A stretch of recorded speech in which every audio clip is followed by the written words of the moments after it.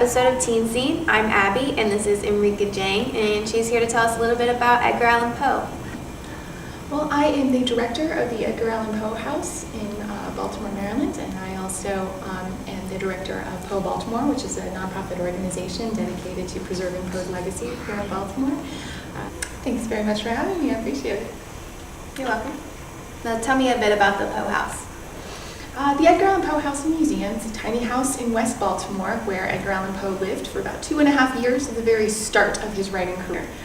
You may not know Edgar Allan Poe was one of the first American writers to try to support himself entirely through writing. And Baltimore was the first place where he was first recognized for his work. He had focused on poetry, but then was moving into short stories, and he won an award here. This is the first money that he earned for writing. So we're very proud here in Baltimore to be able to say that we recognized him first, and of course this is his resting place. Awesome, thank you. Poe had left West Point Academy and was trying to support himself as a writer here in the United States. He was one of the first Americans to try to support himself as a writer here in the United States, and he entered a contest for poetry and short story.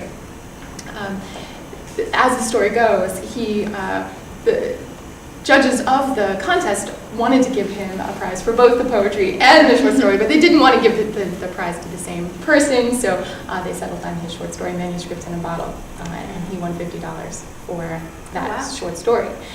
But as a poet, this was a change for him to start transitioning into short story and to receive that money was a very important for a very young and struggling writer. His family was a bit not wealthy, and if you visit the Poe house, you'll see they came from very modest means. It's a very small, tiny house, and 5 people lived in it. Oh, so wow. when visitors come, they're very surprised that such an eminent writer came from such a humble beginning, and it's wonderful to be able to show people what can come from very humble beginnings. Definitely. Yeah. And speaking of the Poe house, we actually have a clip that we can watch now.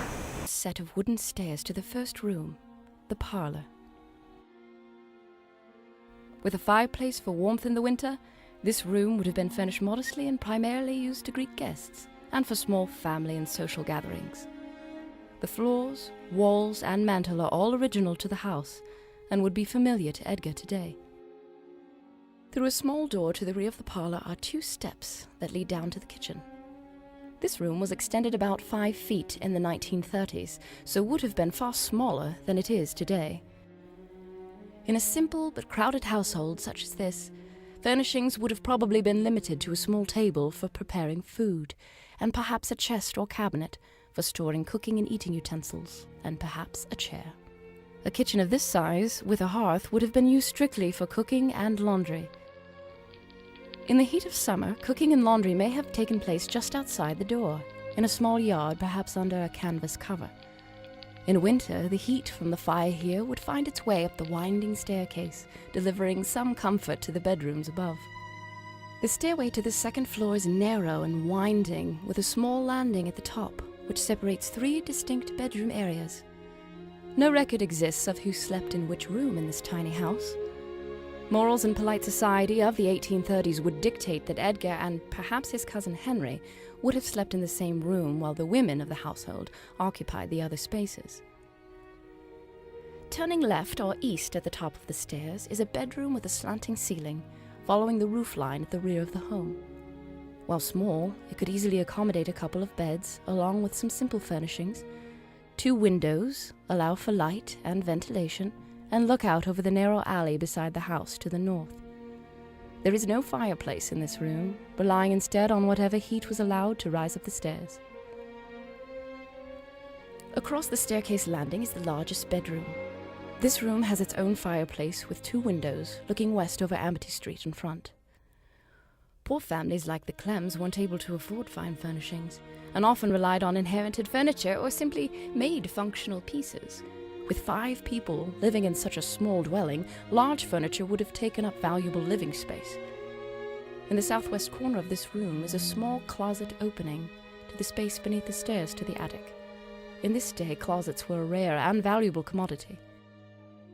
From this bedroom, an even narrower winding staircase leads to the last room in the house.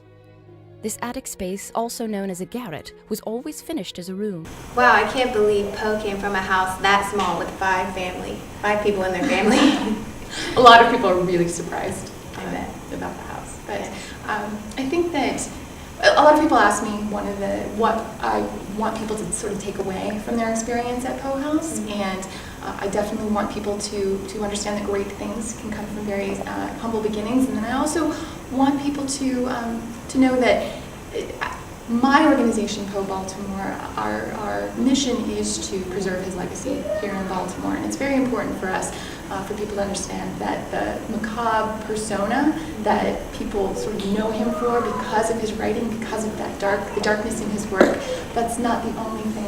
He was a very complicated man, he was a very interesting man, and when they learn about his life in Baltimore, when they learn about how his family formed here, and they learn that he was the father of detective fiction, he's the father of mystery fiction, such an amazing, amazing life. It's not just a fun house, it's not a horror house or anything like that. It's making his history accessible so that his legacy lives on.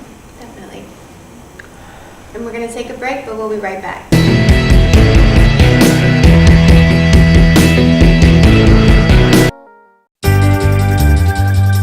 I'm Austin Russell. I'm the team leader for Luminar Technologies, based up in the Bay Area by Stanford in the U.S. I started at a really young age, sort of getting really interested in some like aspects of computer science and software development. Then sort of moved on to some of the electrical engineering, computer engineering aspects of that. Did a bit of independent contracting at this time. This is a few years ago when I was really young, about like 10 or 11 at that time.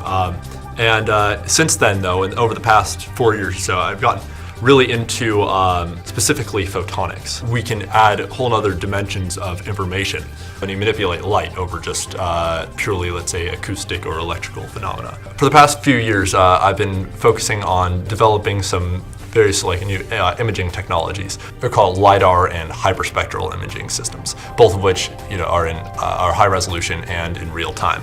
The LiDAR system that I was developing, it's able to measure not only sort of an X and a Y axis of a field of view like a regular camera, but also a Z axis, as in the depth of each pixel within the individual image. So you have an entire high resolution depth map that can span distances even up to a kilometer. The second sort of imaging modality that I also we're developing is a real-time hyperspectral camera system that's actually able to identify the molecular composition of all the objects within the field of view completely in real time.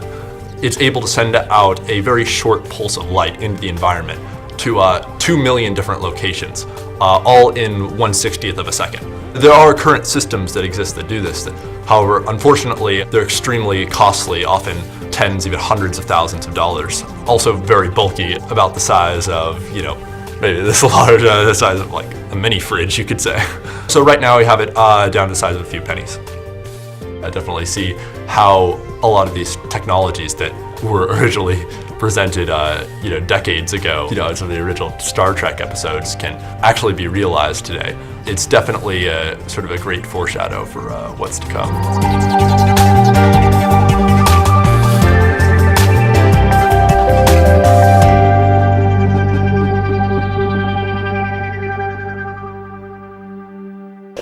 Welcome back, and we still have Enrica Jane here from the Poe House, and she's going to be telling us a little bit more.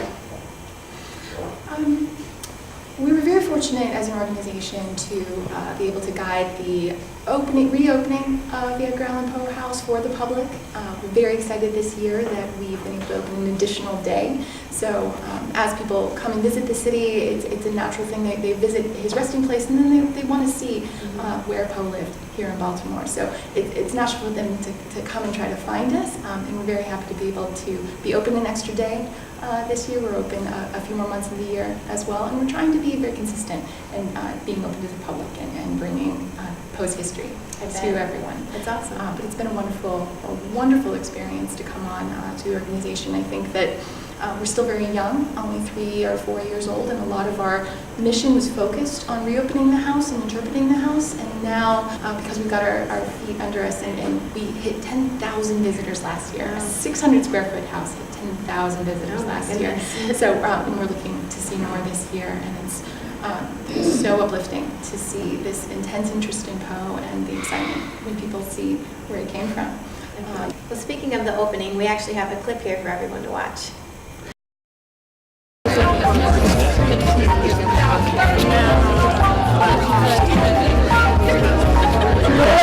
Welcome to my home. Hello, welcome to my home. You have a beautiful home. Thank you so much. Very nice to meet you.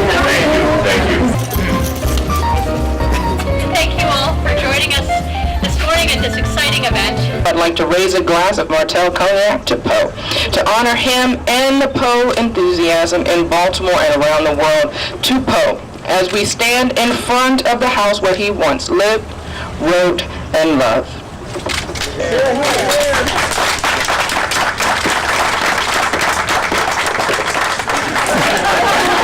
Thank you. All right, so now we have the symbolic passing of Poe from the city of Baltimore to Poe Baltimore Incorporated, and your very able representative. So with this, I pass the Poe House from the city of Baltimore to Poe Baltimore Incorporated. God bless you, and thank you very much.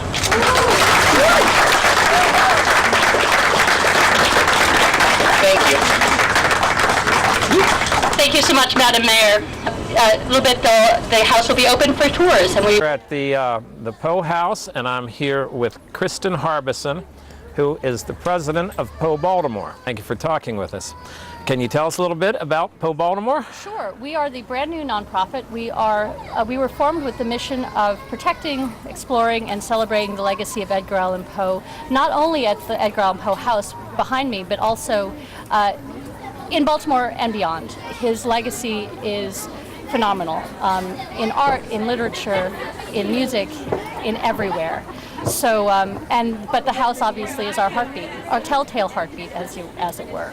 And in addition to the house, are there any artifacts on display that were actually used by?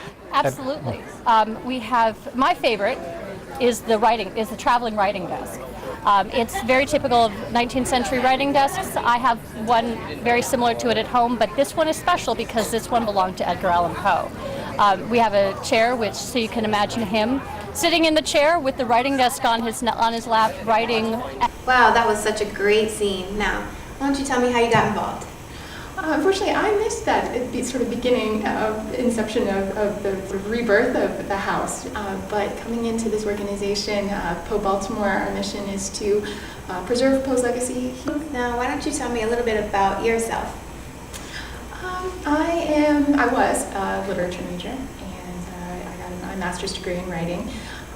But my love of Poe, all the way from childhood, that is stuff. So as a writer, absolutely fascinated with his work, and I happened to meet the folks in the organization and make those connections as a vendor I was published promoting my own book. Oh, wow. I wrote a book that was an adaptation of Edgar Allan Poe's Cask of Amontillado and a sequel to Cask called The House of Montresor. And so in promoting that book and in working with the folks from the house or interacting with the folks from the house and that shared love of Poe, when the opportunity came up to join the organization, I jumped on it. And I was so excited that they recognized that work. I had edited a collection of comics inspired by Poe and just had a keen interest. I had also edited a collection of comics called Poe Twisted Anthology at my own publishing house, and had an opportunity to work with other artists and writers who were inspired by Poe. So had this wonderful love and experience that I could bring to the organization, and I think that they, I think that's why they picked me to help to join this effort. But then also, I joke with people that I already owned an Edgar Allan Poe bobblehead, and I think that once they knew I had that on my desk, they knew I was serious. So. Definitely. All right, we're going to go to a break now, but we'll be right back. And talk to each other. Okay, and cut. Here I am now with Courtney Wilson, who's the executive director of the B&O Railway Museum in Baltimore. And you're also on the board of Poe Baltimore, is that right? I am, as of yesterday. Great, great. And is there a relationship between the B&O and Poe Baltimore? Absolutely, we're best neighbors ever, right down the street. And actually, historically, Edgar took a train trip from the location of the museum out to Ellicott City to visit with his friend John Pendleton Kennedy in 1833. Mm-hmm. And he probably rode the rails many other times that aren't documented. No doubt about it. In fact, he was taking a train back to New York from Richmond when he was found in Baltimore and ultimately died. How many people do you have on an average weekend at the B&O? At the B&O? Gosh, we'll have anywhere from 600 to 800 people come through. Wow. And you think a lot of those will be coming over here to the Poe House? We're going to promote the Poe House very heavily and hope that our visitors who come from around the world will take the time to come over and see this. And a little while ago, we witnessed the symbolic passing of the raven from the mayor of Baltimore to Poe Baltimore. I happen to have that very famous raven right here in my hand. Yes, very nice, very nice. For years, for years, the city of Baltimore, 30 years, operated this house. And because of budgetary constraints, the city made a decision last year about this time that they could no longer sustain the operation of the house. And that's how all this got started. And it's just been a labor of love for us at the B&O, and it's been a labor of love for the city. And we work together hand in hand to create this new, grand, reinvented and reimagined attraction for Baltimore. Wow, that was such a great clip. Now she's going to tell us a little bit more about the Poe House. That was such an exciting beginning for this organization.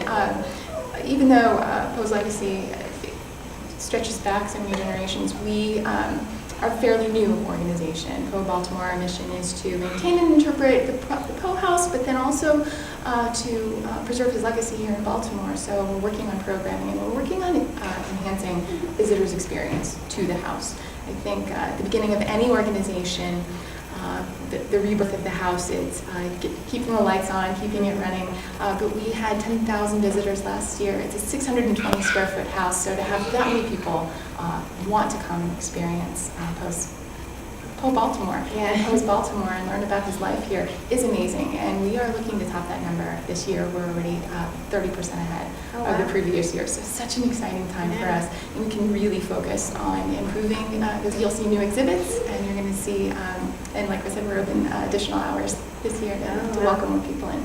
Tell me about your favorite Edgar Allan Poe piece. Oh, well, I gave myself away. My favorite piece is Cask of Amontillado.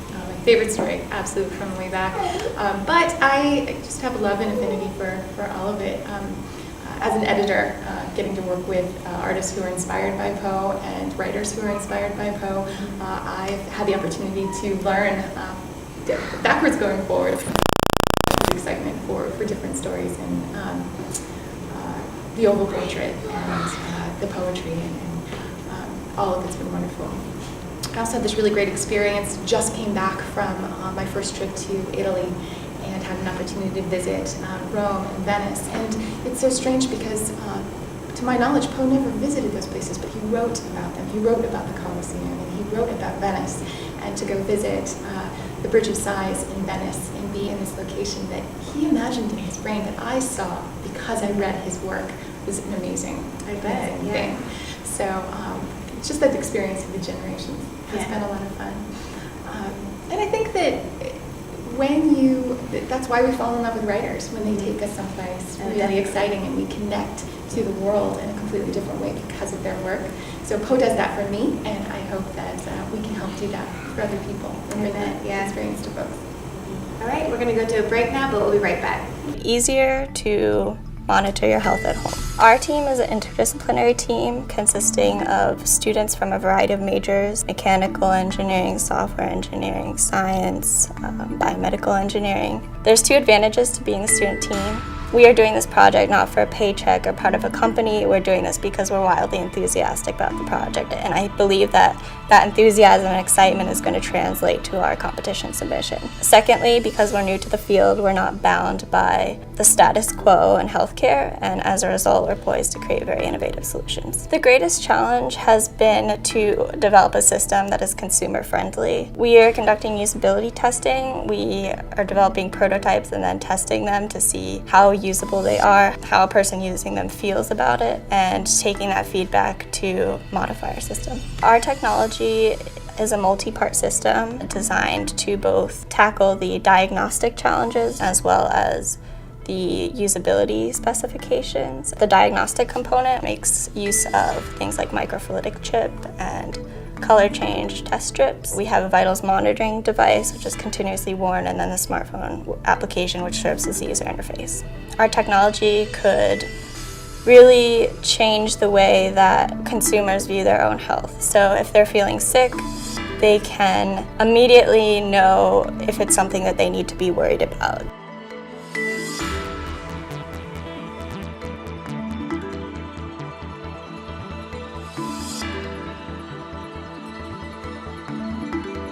Hi, and welcome back. I'm Abby, and we still have my guest Enrica Jane here, and she's going to finish up with telling us a little bit more about the Poe House.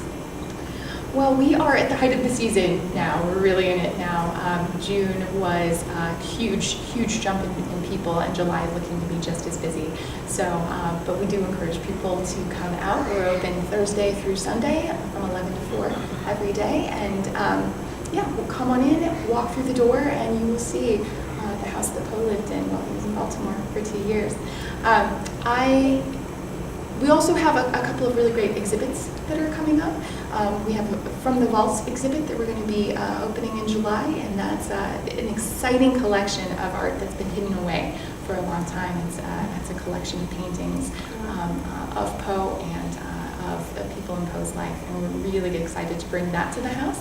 And then we're going to be bringing back an exhibit from the Baltimore Camera Club featuring images of the house, and that's in our new 2018 calendar. So people can take a look at this wonderful photography from local artists, and then they can also pick up a calendar for 2018. So visit our website, poebaltimore.org, and check out some of the latest stuff.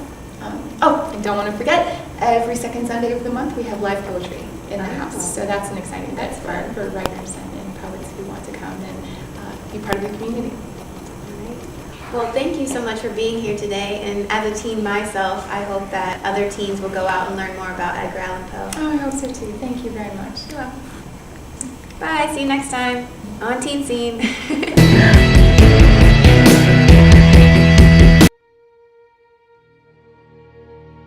In this small brick house on Amity Street in Baltimore, Maryland, lived Edgar Allan Poe. Residing here in his youth, it was a time in his life when his literary career took form and began to transition from poetry to short stories. Many of his works written here achieved critical acclaim, and his life as a writer began to take flight. Edgar's family had its roots in Baltimore. His great-great-grandparents came to the city from Ireland in 1755, and his grandfather, David Poe, fought in the American Revolution, becoming friends with George Washington and the Marquis de Lafayette. Although born in Boston, Edgar spent many years in Baltimore and had numerous associations here. It was in Baltimore that Edgar launched his literary career, and here that his mysterious death occurred. Several blocks east from this house, Edgar Allan Poe still resides in Baltimore in the Westminster Church Burying Ground, alongside his wife and family. In the late 1820s, Edgar lived off and on in Baltimore with his cousins. Following an unsuccessful term at the United States Military Academy at West Point, and a broken relationship with his foster father, John Allen of Richmond, Virginia, Edgar returned to Baltimore in the spring of 1831 and moved in with his aunt, Maria Clem, in East Baltimore. On May 6, 1831, Edgar wrote to the owner of the Baltimore Gazette and Daily Advertiser looking for a job. In that letter, he stated that he was very anxious to remain and settle himself in Baltimore and no longer looked upon Richmond as his place of residence. Late in 1832 or early 1833, Maria Clem moved her household, including Edgar, from East Baltimore to this newly developed area outside the city limits. In its day, this area was considered the countryside. This little brick house on Amity Street was once a duplex. The two homes were separated by an arched doorway which led to a narrow passageway between them. The house had been built around 1830 for Charles Clausen. Maria Clem rented this house primarily with money from her mother's Revolutionary War widow's pension. Maria Clem's household included 5 people: herself, her ailing mother Elizabeth Cairns Poe, her daughter, and Edgar's future wife, Virginia Eliza Clem, her son Henry, and her nephew Edgar Allan Poe, who was now 23 years old when they moved into the house.